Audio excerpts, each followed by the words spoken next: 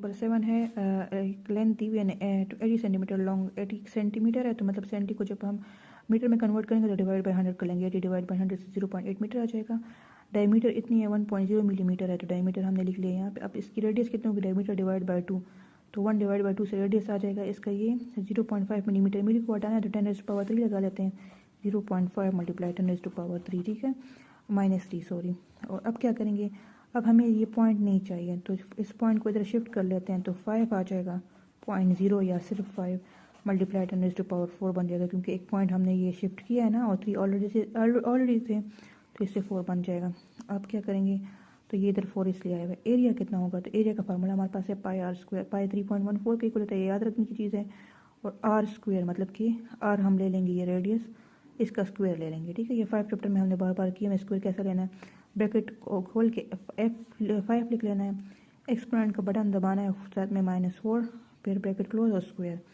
तो फिर जो आंसर आएगा 3.14 के साथ हम इसको मल्टीप्लाई कर लेंगे तो हमारे पास एरिया का आंसर ये आ जाएगा।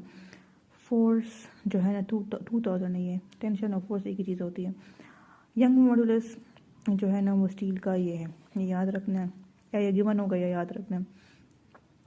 अब जो है ना चेंज इन लेंथ फाइंड करना है तो Young modulus is equal to stress divide by strain, और स्ट्रेस का फार्मूला ये है, स्ट्रेन का ये है।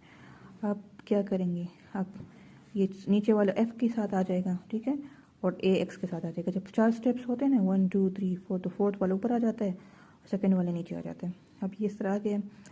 तो अब जो है ना हमें x चाहिए क्योंकि यहाँ पे x फाइंड करना है, चेंज इन लेंथ, तो x को ऊपर ले आते हैं, यंग मॉडुलस को नीचे ले आते हैं।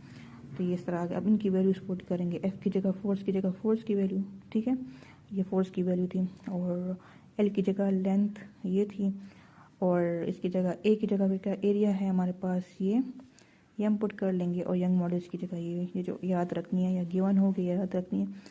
अब इन दोनों को मल्टीप्लाई करेंगे, जो आंसर आएगा फिर इन दोनों को मल्टीप्लाई कर नीचे लिख लेंगे।